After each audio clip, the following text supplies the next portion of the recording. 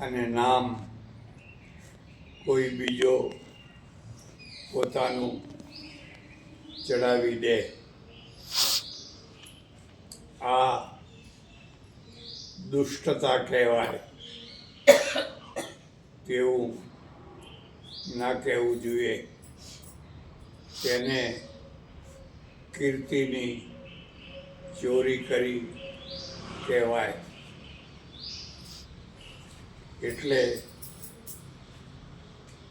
નામની અપેક્ષા સામાન્ય રીતે સૌને રહેતી હોય છે. કોઈ લાખમાં એકાદ વિરલો એવો હોય છે જે ઘણા સત્કર્મો કરીને પણ પોતાનું નામ જાહેર કરવાની અપેક્ષા રાખતો નથી હોતો. આવા વિરલા દુર્લભ કહેવાય. પણ જે નામ રાખવાની અપેક્ષા રાખતા હોય છે તે પણ મહાન કહેવાય.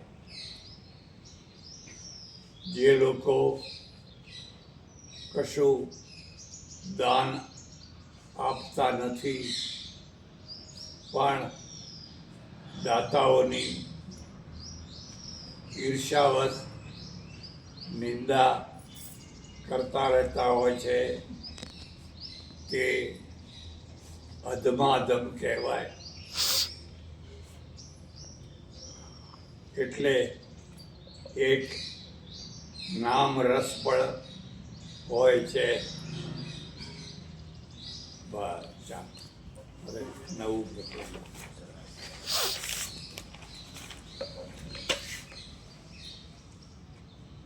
અમદાવાદ નગરી ત્યારે પોળોની નગરી હતી. અમદાવાદમાં ઘણી પોળો હતી અને બનતા સુધી દરેક પોળમાં દરેક ખાસ કોમનો મોટો પ્રભાવ રહેતો.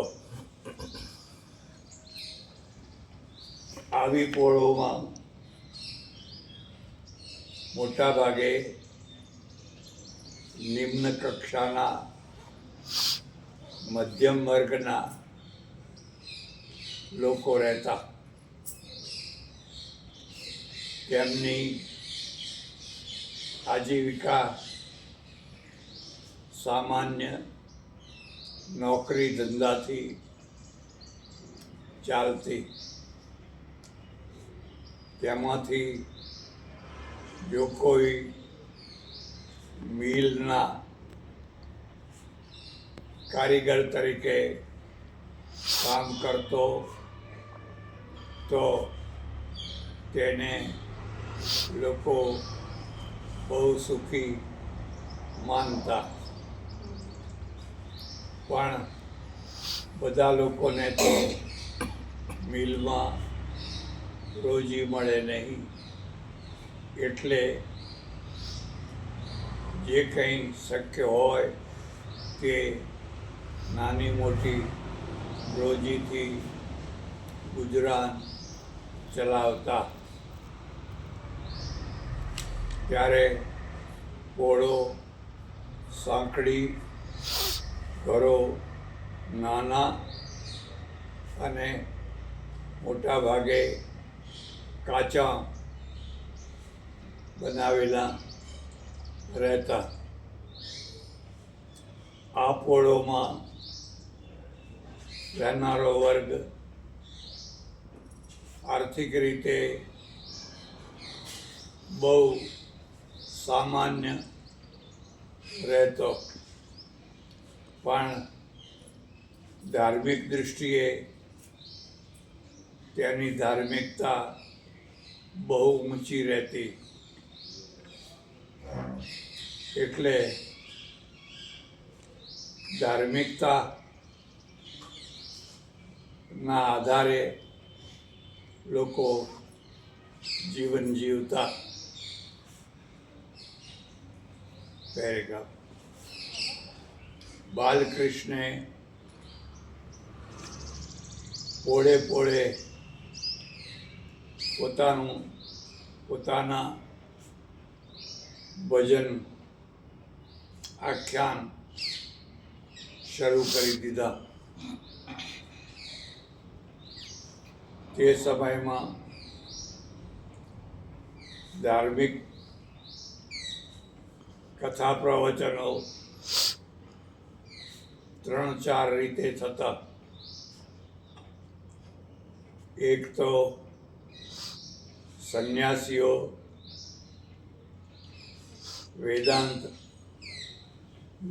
વેદાંતના પ્રવચનો કરતા. વેદાંતના પ્રવચનો અઘરા હોવાથી તેમનો શ્રોતા વર્ગ પણ ગણ્યો ગાંઠ્યો અને અમુક કક્ષાનો જ રહેતો. બીજા લોકો સપ્તાહ ભાગવત રામાયણ વગેરેની સપ્તાહો કરતા. આ સપ્તાહમાં પણ ત્યારે બહુ સાદાઈ રહેતી. આજની માફક લાખો કરોડોનો ખર્ચો ન થતો, પણ સામાન્ય ખર્ચામાં જ કોઈ વક્તાને બોલાવવામાં આવતો અને શ્રોતાઓમાં મોટા ભાગે પ્રૌઢ પુરુષો, ડોશીઓ અને સ્ત્રીઓ રહેતી. આજની માફક ત્યારે જમણવાર વગેરે ના થતા.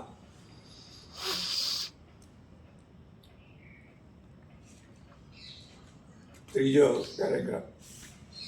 ત્રીજો વર્ગ આખ્યાનકારોનો હતો. આખ્યાનકારો મોટા ભાગે રાત્રિના સમયે વાજિંત્રો સાથે ગાતા વગાડતા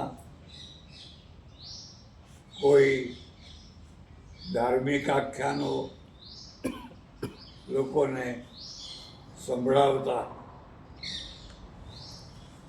તેમની ભાષા અને શૈલી સરળ અને રમૂજી હોવાથી સૌથી વધુ શ્રોતાઓની ભીડ અહીંયા થતી. પણ કહેવાની જરૂર નથી કે આ બધા ધર્મ પ્રચારકો થોડા ઘણા અંશે તો કોમર્શિયલ રહેતા જ. આમ જુઓ તો વ્યક્તિ માત્ર કોમર્શિયલ છે, પછી ભલે તે લક્ષ્મીનો સ્પર્શ ન કરતો હોય કે કપડાં ના પહેરતો હોય તો પણ તેની પૃષ્ઠભૂમિમાં જો ઝાંકીને જુઓ તો તે પણ નાનો મોટો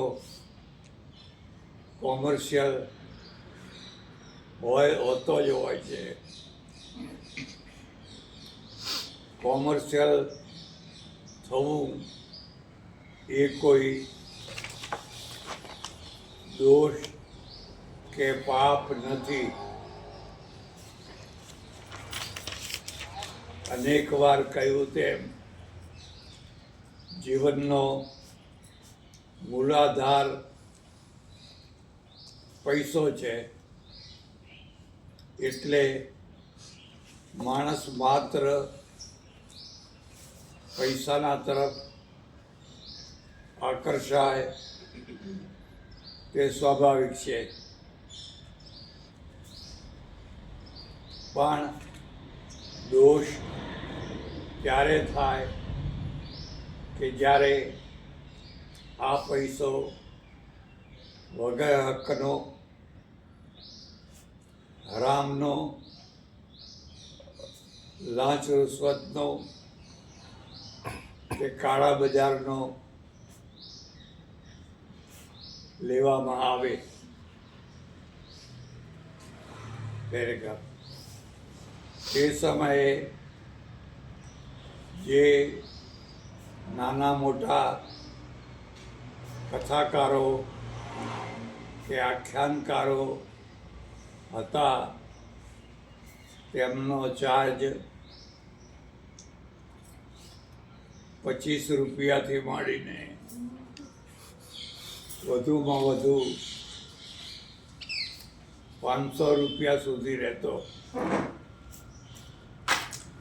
500 રૂપિયા તો અધધ કહેવાય, અને તે તો કોઈ બિરલાને જ મળતા. બાકીના સામાન્ય ચાલુ કથાકારો તો પછી 50 કે 100 રૂપિયામાં સંતોષ માની જતા. પેરેગ્રાફ. બાલકૃષ્ણે નક્કી કર્યું કે આપણે આખ્યાન કરવા જઈએ તેનો 1 પૈસો પણ ચાર્જ રાખવો નહીં.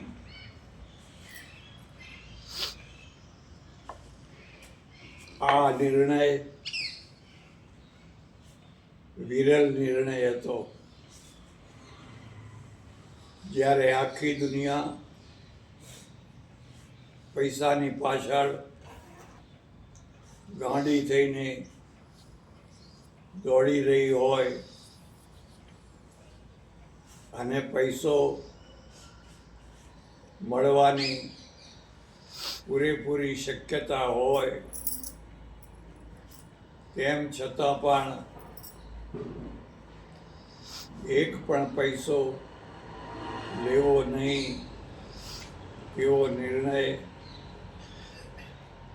એ ખરેખર અદ્ભુત કહેવાય.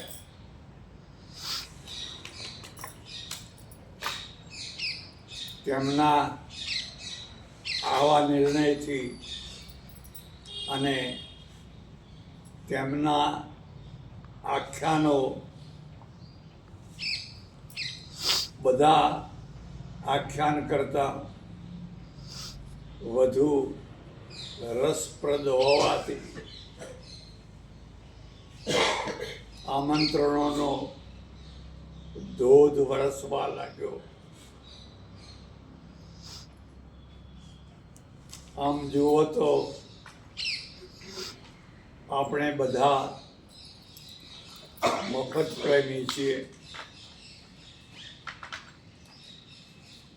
મફતનું મળતું હોય તો લોકો ધૂળ પણ લેવા તૈયાર થઈ જતા હોય છે. તો પછી આવા રસભર્યા આખ્યાન માટે તો કહેવું જ શું. એટલે બાલકૃષ્ણની પાસે આમંત્રણોનો ધોધ વરસવા લાગ્યો. દરેક પોળના લોકો ખૂબ આગ્રહથી આમંત્રણ આપે. બાલકૃષ્ણ સવારના 8 થી રાતના 8 વાગ્યા સુધી તૈયબ એન્ડ કંપનીમાં સખત નોકરી કરે અને 8 વાગ્યા પછી છૂટે એટલે સીધા પોતાની જૂની સાયકલ ઉપર બેસીને આખ્યાન કરવાની પોળ ઉપર પહોંચી જાય.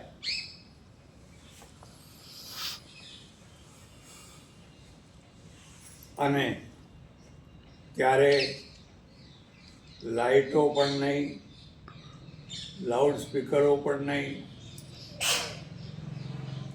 આજના જેવી કોઈ વ્યવસ્થા નહીં.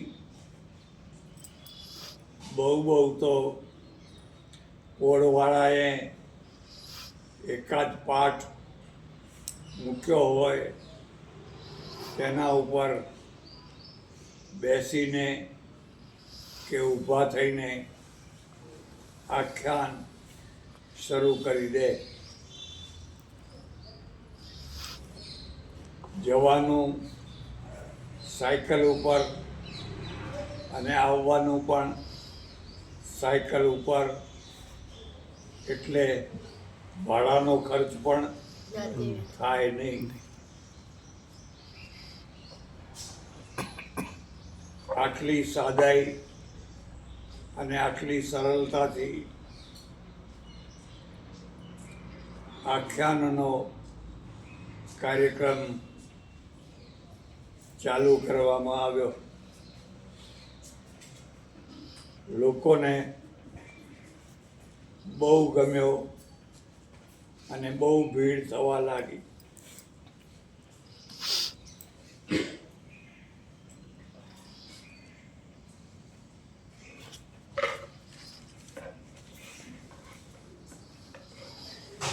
પણ પછી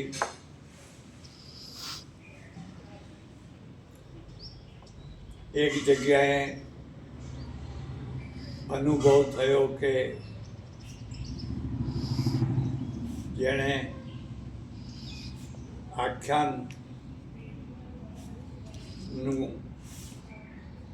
મંડાણ કર્યું છે તેની પાસે લોકોને વહેંચવા માટે પૂરા પ્રસાદના પૈસા નથી. બાલકૃષ્ણના કાને જ્યારે આ વાત આવી ત્યારે તેમણે નક્કી કર્યું કે હવે પછી જ્યાં કોઈ જગ્યાએ આખ્યાન થાય ત્યાં પ્રસાદ વહેંચવાનો નહીં.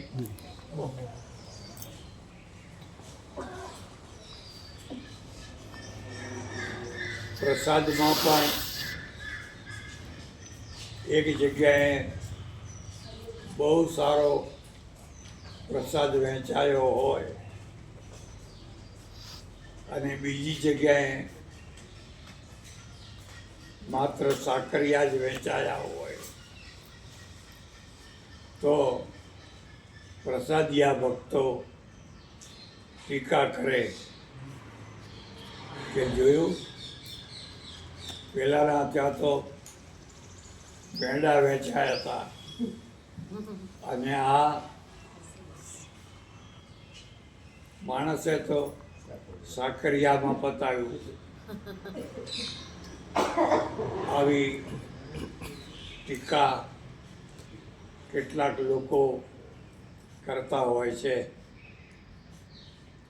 એટલે બાલકૃષ્ણે નક્કી કર્યું કે પ્રસાદ માત્ર બંધ કરી દો.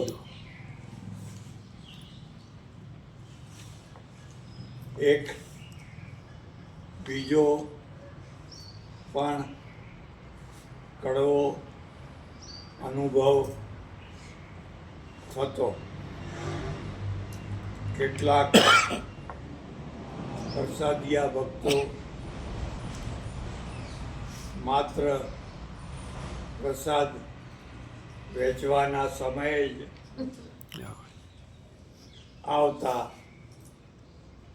અને સૌથી પહેલાં પ્રસાદ લેવા માટે પડાપડી ધક્કાધક્કી કરતા, જેથી વાતાવરણ દોડાઈ જતું. આ કારણે પણ પ્રસાદ વેચવાનો બંધ કરી દેવામાં આવ્યો.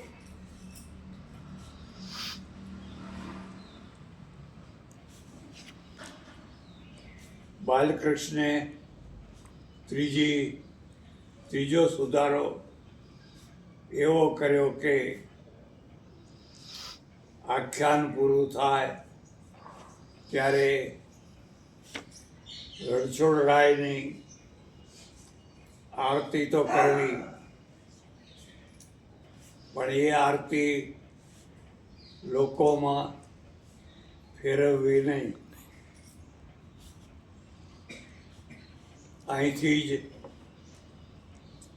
દૂર બેઠા બેઠા લોકોએ લાંબા હાથ કરીને આરતી લઈ લેવી.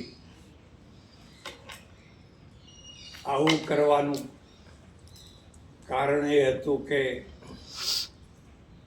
જો આરતી ફેરવવામાં આવે તો લોકો તેમાં પૈસો નાખે.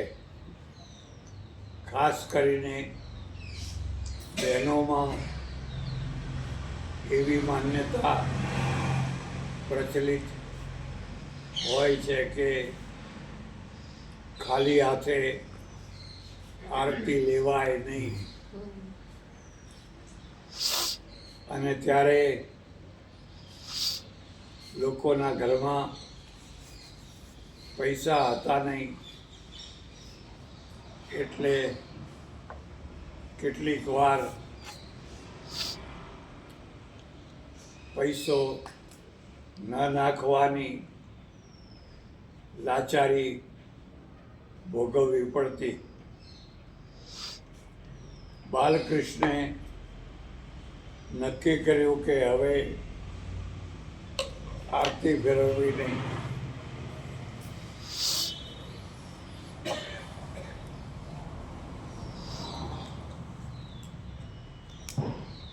આ રીતે બાલકૃષ્ણે પોતાના આખ્યાનને પૈસા મુક્ત કરી દીધું. આ બહુ મોટી વાત કહેવાય.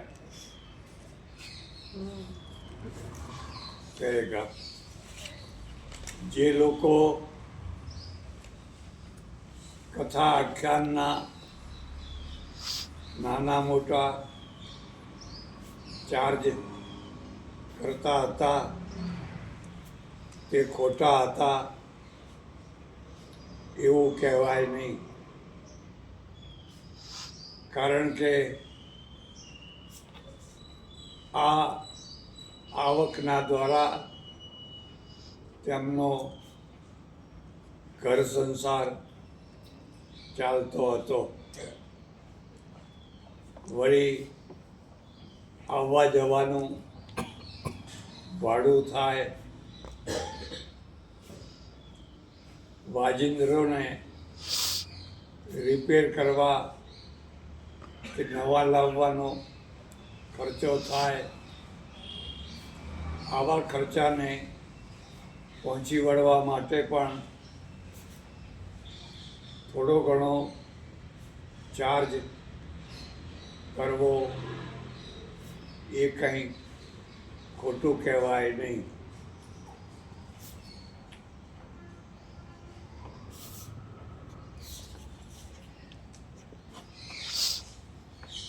મારો વ્યક્તિગત અનુભવ એવો છે કે હું પણ બધી જગ્યાએ કશા ચાર્જ વિના કાર્યક્રમમાં જતો. તે ઠેઠ દૂરના કચ્છ કાઠિયાવાડના ગામો સુધી જતો અને લોકો પણ એવા કે કેટલીક વાર એવું પૂછે પણ નહીં કે તમે જમ્યા છો કે નહીં, સીધા જ કાર્યક્રમ ચાલુ કરાવી દેતા. ત્યારે મારી પાસે પોતાની ગાડી ન હતી, તેથી ભાડાની ગાડી લઈને જતા. એકવાર વડોદરામાં એક ગાંધીવાદી સંસ્થામાં જવાનું થયેલું. આ ગાંધીવાદી સંસ્થાના અધ્યક્ષ બહુ સજ્જન અને બહુ ભલા માણસ હતા. તેમણે વિદાય વખતે 65 રૂપિયા અને 10 પૈસાનું કવર આપ્યું. ખરેખર તો ભાડાની ગાડી ત્યારે 300 રૂપિયાનો ચાર્જ કરતી. હું સમજી ના શક્યો કે આ 65 રૂપિયા અને 10 પૈસા ગણતરી તેમણે કેવી રીતે કરી હશે. જે કરી હોય તે, પણ આવું બનતું. એકવાર બીજી એક જગ્યાએ જવાનું થયેલું. ત્યારે કોલેજના પ્રિન્સિપલે કહેલું કે બિલ પાસ થઈને આવશે ત્યારે તમને રકમ મોકલી આપશું. આજે વર્ષો વીતી ગયા, હજુ બિલ પાસ થયું નથી. આવા તો કેટલાય અનુભવો થયેલા. એટલે ગાંઠનું ગોપીચંદન ખોઈને આ ધંધો કરવાનો મને પણ અનુભવ થયેલો, પણ તેથી નિરાશ કે દુઃખી થવાની જરૂર નથી. કેટલીક વાર કેટલાક લોકો ગાડીવાળાના પૈસા કરતાં પણ બમણા તમણા આપનારા નીકળતા, એટલે એકંદરે તો બધું સરભર જેવું થઈ જતું. સામાન્ય રીતે લોકો એમ માને છે કે પરદેશમાં સાધુ સંતો ઢગલાબંધ પૈસા કમાઈને લાવતા જ હોય છે, પણ મને તો આવો અનુભવ થયો નથી. એક બે વાર તો એવું થયેલું કે મુંબઈના હવાઈ મથકે ઉતર્યા પછી ટેક્સી ભાડાના પણ પૈસા મારી પાસે ન હતા. આવું પણ બનતું હોય છે. એટલે જે લોકો ચાર્જ કરતા હોય છે અને તેમાં પણ કેટલાક તો પહેલેથી જ ચાર્જ વસૂલ કરી લેતા હોય છે, તે પણ એમની જગ્યાએ યોગ્ય જ કહેવાય.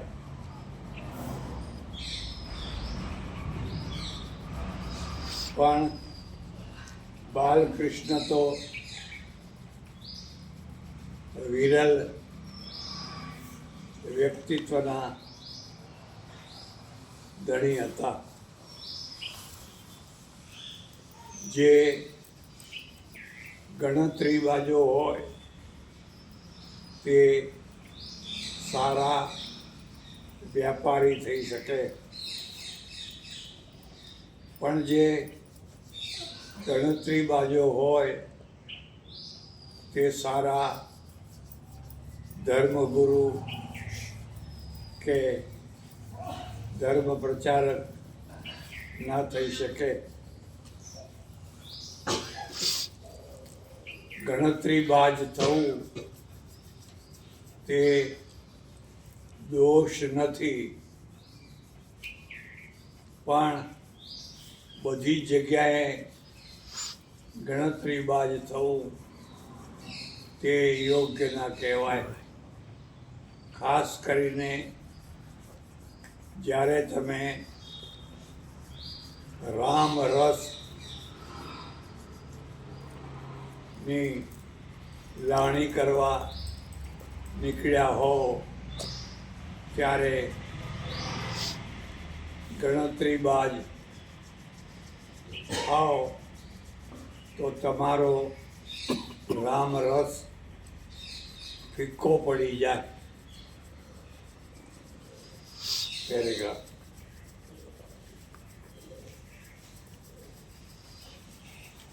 ધીરે ધીરે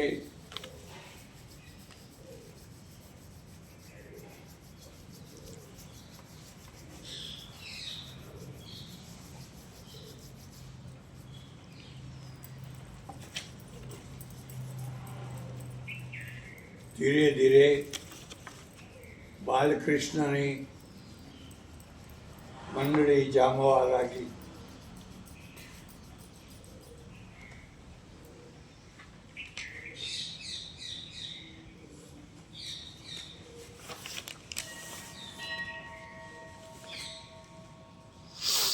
એટલે મંડળીના માણસોએ નક્કી કર્યું કે આપણા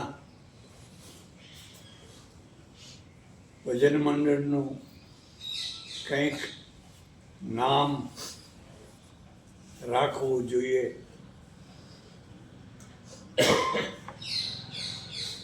વેદાંતીઓ કહે છે કે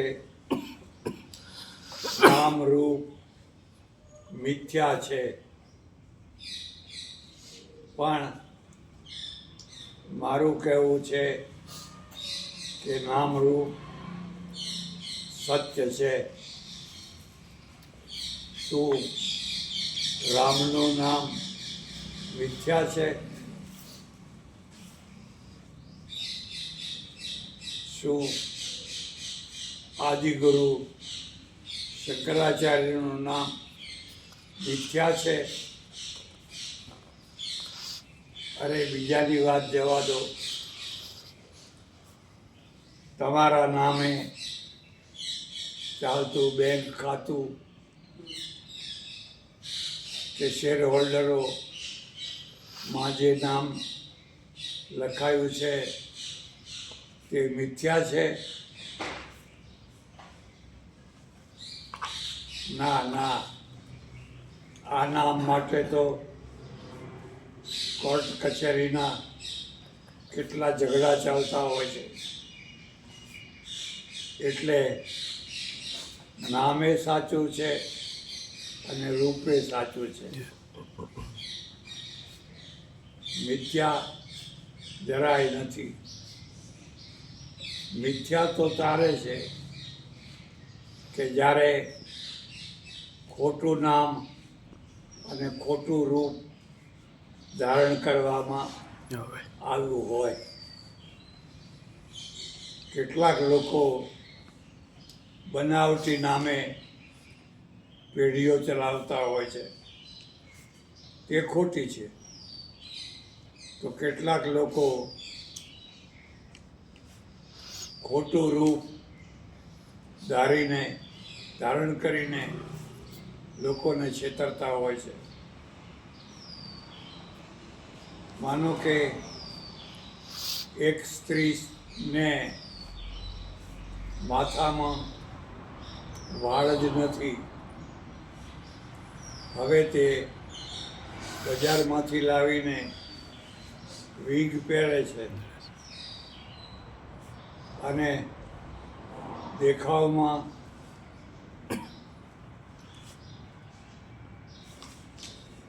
રૂપાળી નથી તો મેકઅપ કરે છે. હવે જે તેનું રૂપ ખીલ્યું છે તે મિથ્યા છે. પણ જે સ્વરૂપથી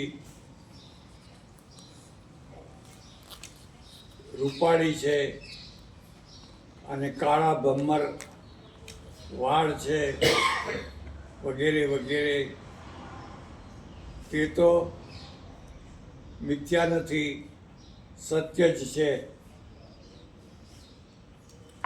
એટલે નામ રૂપને મિથ્યા કહેવું એ યોગ્ય નથી.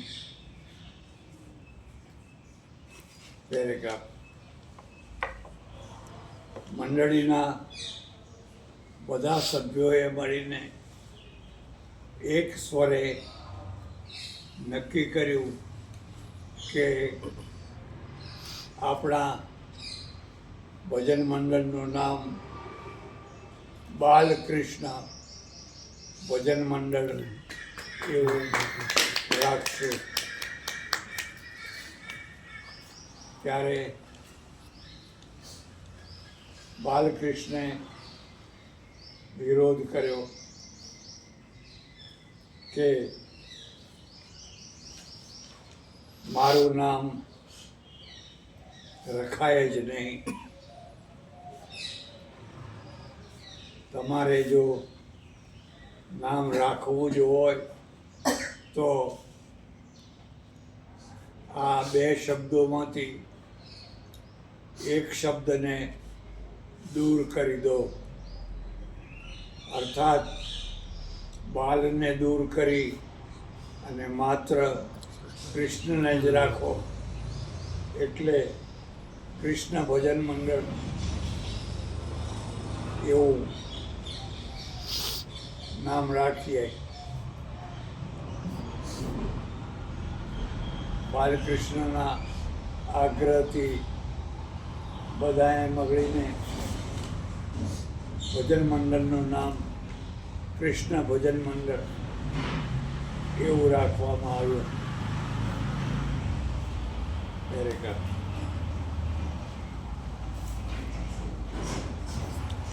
એકવાર કૃષ્ણ ભજન મંડળનો કાર્યક્રમ અમદાવાદના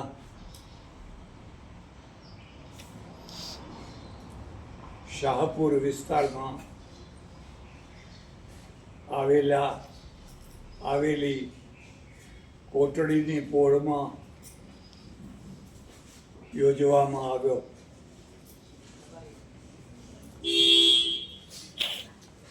આ કાર્યક્રમમાં તે સમયના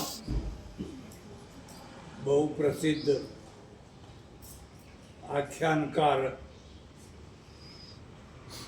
રાધેશ્યામ પધારવાના હતા.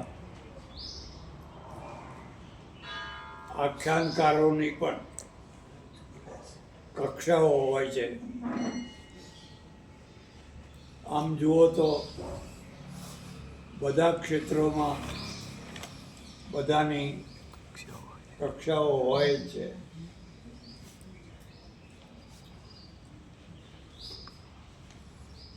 રાધેશ્યામ મહારાજનું નામ સાંભળીને પોળના માણસો ચિક્કાર ભરાઈ ગયા હતા.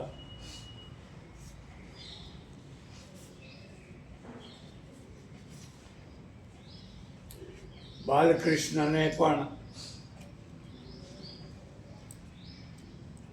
આ કાર્યક્રમમાં આવવાનું હતું.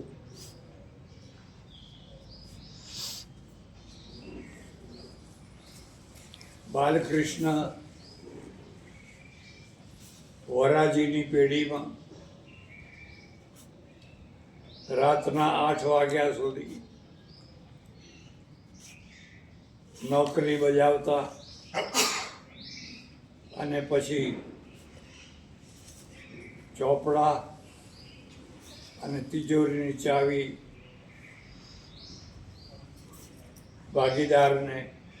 પેઢીના ભાગીદારને સોંપીને મારુતિ સાયકલે કાર્યક્રમમાં પહોંચી ગયા હતા.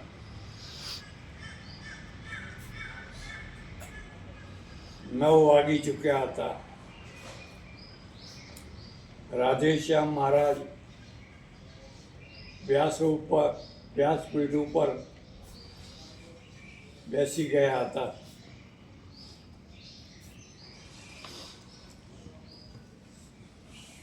અંબાલાલ ભગતે ગણપતિની સ્તુતિ વંદના કરી. બાલકૃષ્ણ આવીને ચૂપચાપ મહારાજને વંદન કરીને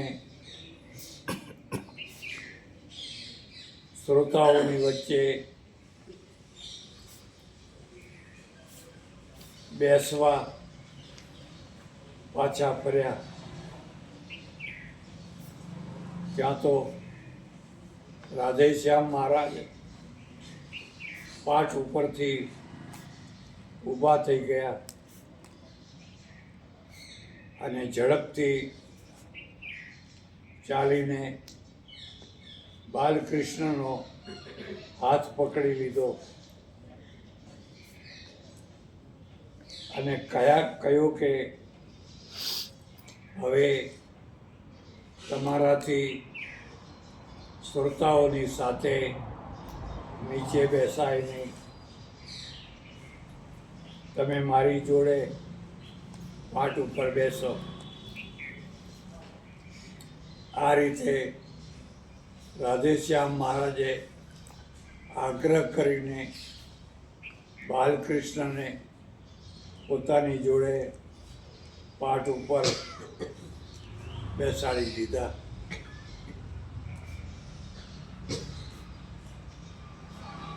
કોઈના સંતપણાને માપવું હોય તો આ રીતે પણ માપી શકાય કે તે પોતે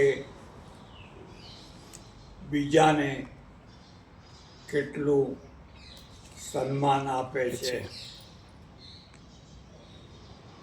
જે પોતે તો માન ભૂખ્યા હોય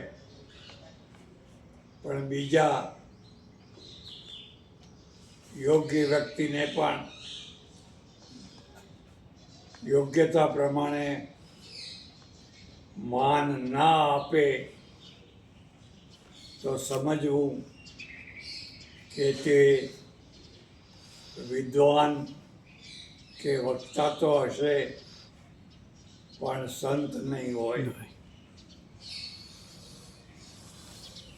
સંતનો અર્થ થાય છે માનથી દૂર ભાગે અને સામે ચાલીને માન આપે તેને સંત કહેવાય.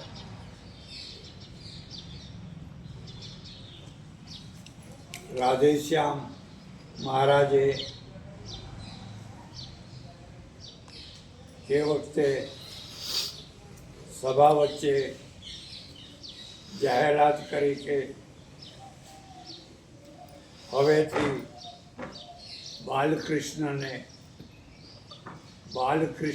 નહીં પણ પુનિત નામથી ઉદ્બોધન કરવું.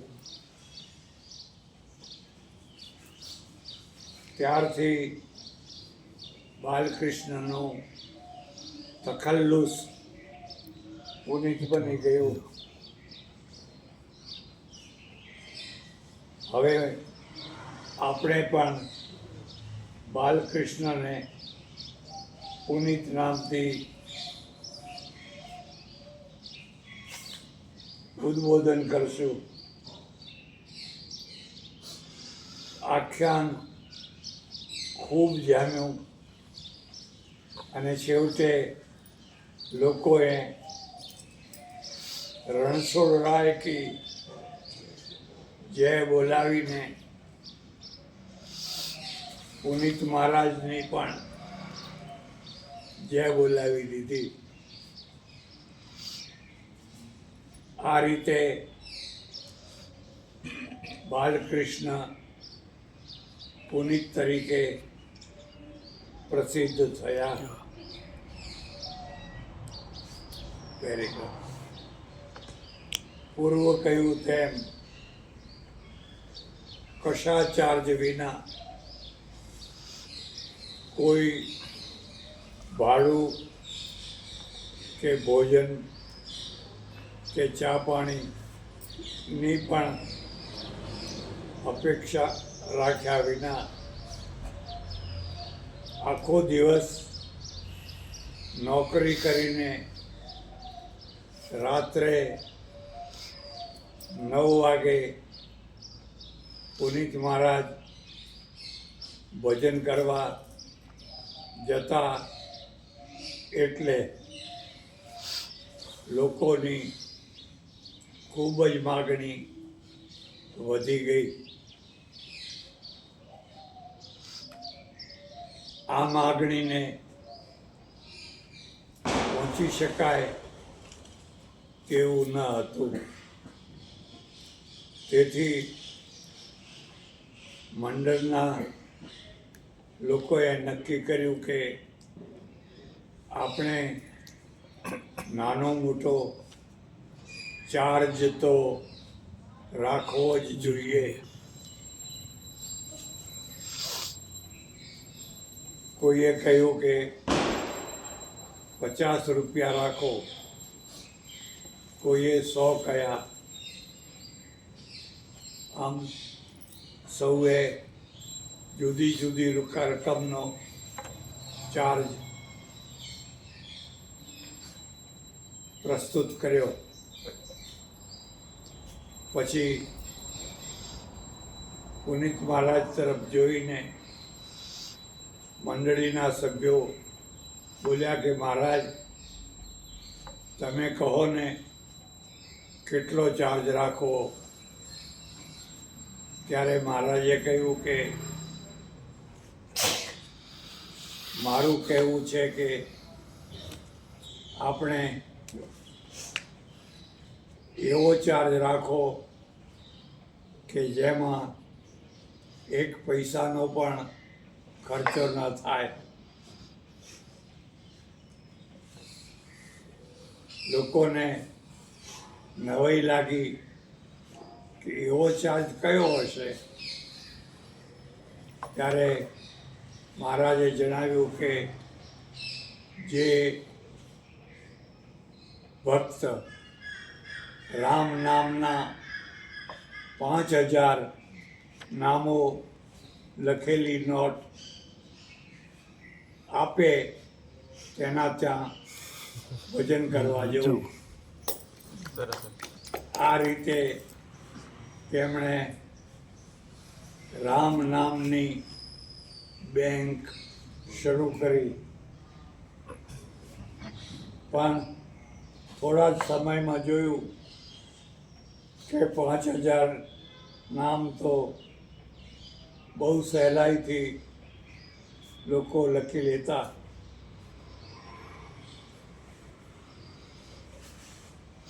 એટલે પછી 5ની જગ્યાએ 10,000 નામો લખવાનો નિયમ રાખ્યો.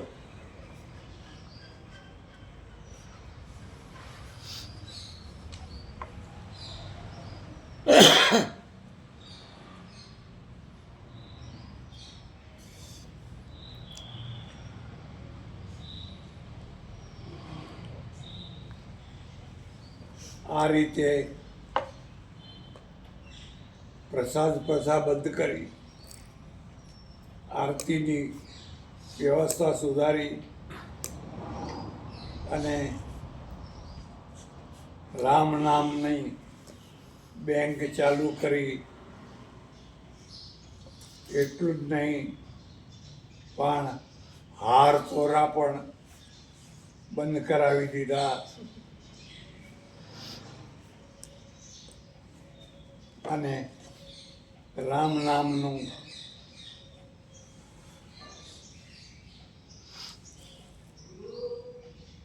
રામ નામની ધજા પતાકા પોળે પોળે ફરકાવવા લાગ્યા. બસ ચાલો.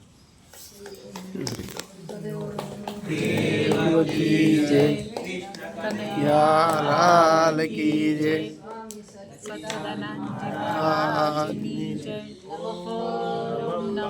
પાર્વતી પતિ હાર હાર દેવાર.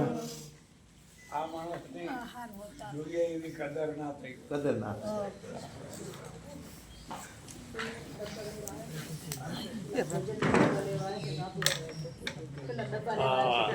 આપો આપો આપો. काय मॅम कार्ड कवर केला